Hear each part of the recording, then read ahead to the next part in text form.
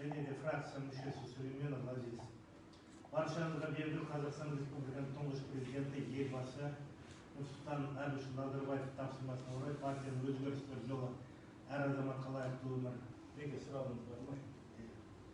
Мемлекеттік жекеменшік әріптестік шеңберінде онкологиялық ауруларды емдеу үшін позитрондық эмиссорлық томограф ПЭТ сатып алу керек болатын. Бұл іс-шараңызды 2022 жылға қалып отыр. Осы аталған шаруа орындалмай қалу қаупі бар шаруаның тізіміне енгізіліп отыр. Осыған мен толығырақ жауап берейін. Шымкент қаласындағы онкологиялық орталық бізде Шымкент қаласына және Түркістан облысының тұрғындарына қызмет етеді. Жалпы позитронды эмиссиялық томограф ПЭТ-КТ деп аталатын аппарат ол Қазақстанда тек қана Нұр-Сұлтан қаласында бар және де Алматы қаласында бар. Осыны біз мынау 3-ші мегаполис болғаннан кейін осы аппаратты бізге өзімізге қоюға жоспарланған болатын.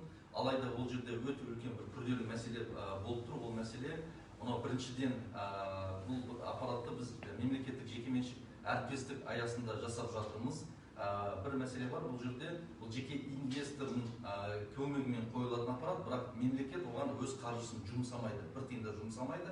Тек қана мынау міндетті әлеуметтік медициналық сақтандыру қорынан түскен ақшадан ғана алып отырады. Бұл онкологиялық орталықтың бір корпусын бәрін күрделі жұмыстан өткізіп жатыр.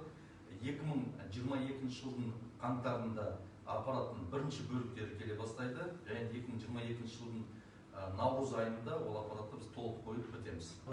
Мен өзім қанша жыл болды, сізден есеп аламын, жалпы мен сіздердің салаларыңызды өзім басқарып отқан салаға рахметімді айтамын. Бірінші Алла, екінші сіздердің арқаларыңызда қаншама адам өмірін